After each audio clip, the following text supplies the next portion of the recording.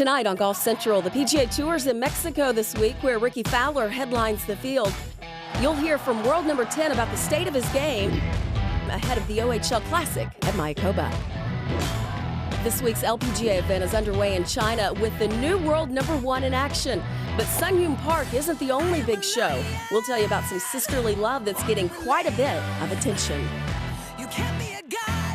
Speaking of attention, it's safe to say that no one in the game deserves it more than Bernhard Langer right now. A winner in 3 of his last 4 starts and the man to beat once again in the Charles Schwab Cup. Langer joins us on the show. Golf Central is live and on the air.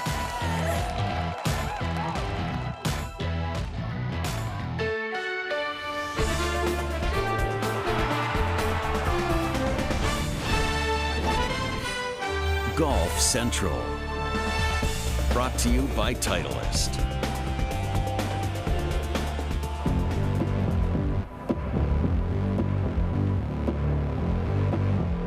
I don't want to fight it.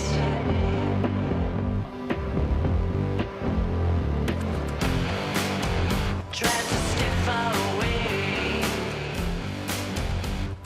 Ricky Fowler isn't just the PGA Tour's biggest draw this week. He's the highest-ranked player in the field in the OHL Classic at Mayakoba. It's also the first time we've seen the world's 10th-ranked player in action since the President's Cup. For more on Fowler and his week ahead, we take you live to the Mayakoba Resort and check in with George Savaricas.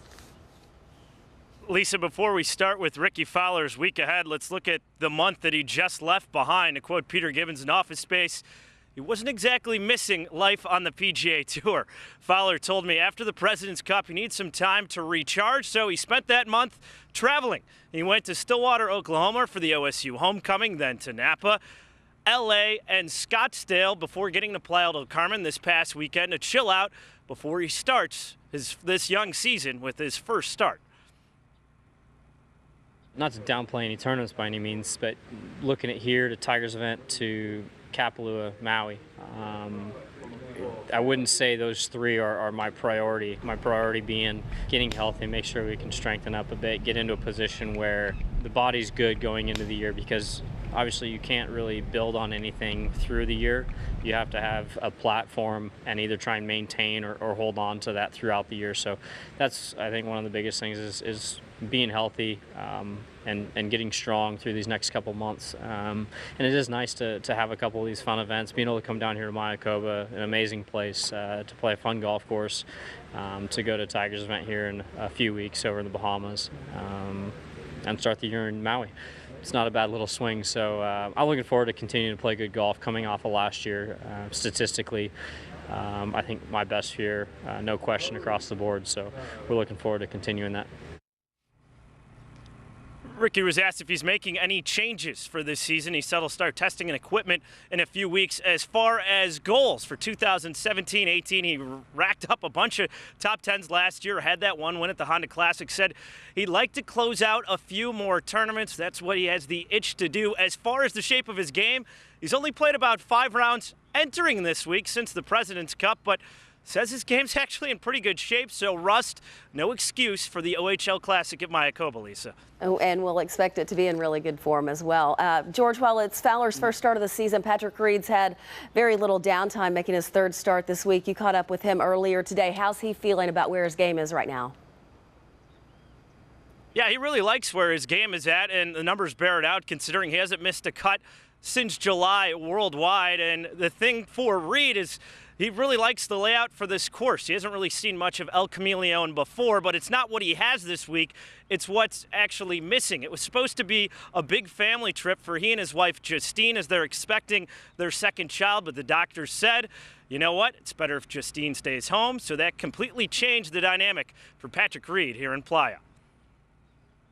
Yeah, really, it's an event that Justine always thought would be a great kind of family vacation event, and you know, I've heard so many great things about the golf course, how it's always in really good shape every year, and you know, so this was going to be her last trip before she couldn't travel anymore because we're about to have a baby. So you know, we had it all set up and scheduled to come down and be our last little vacation, and the doctor put a halt on that and said, no, you know, baby seems like it might be a little farther along, so you know, you're gonna have to stay home. So it's just Kessler and I out here this week, and the place is just unbelievable. The place we're staying, the hospitality, the people, the golf course, it's in amazing shape, and it's a beautiful place to come. Patrick said he's basically doing a little scouting trip for Justine for their future return event here at the OHL Classic at Mayakoba. As far as the baby's name, they haven't picked it out yet for the soon-to-be baby brother of their daughter, Windsor. Lisa.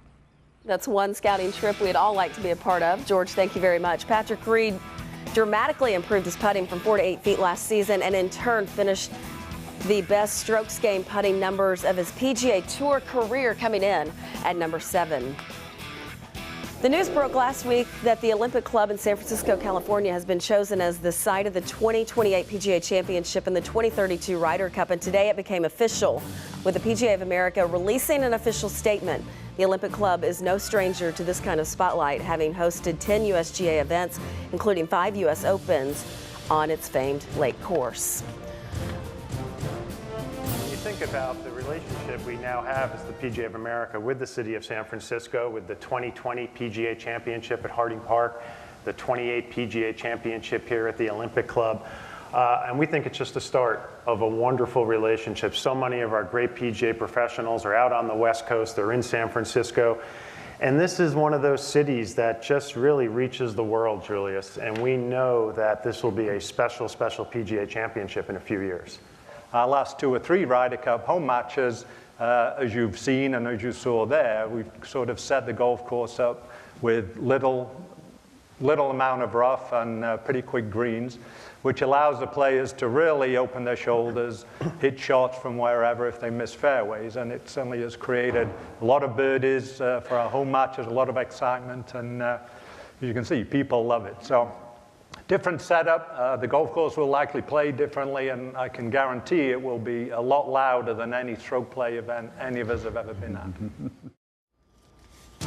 Well, the 2026, 28, and 30 sites have yet to be announced. In addition to the Olympic Club in 2032, we now know the venues for the next 4 editions of these biennial matches. Up next, Le Golf National in Paris next year.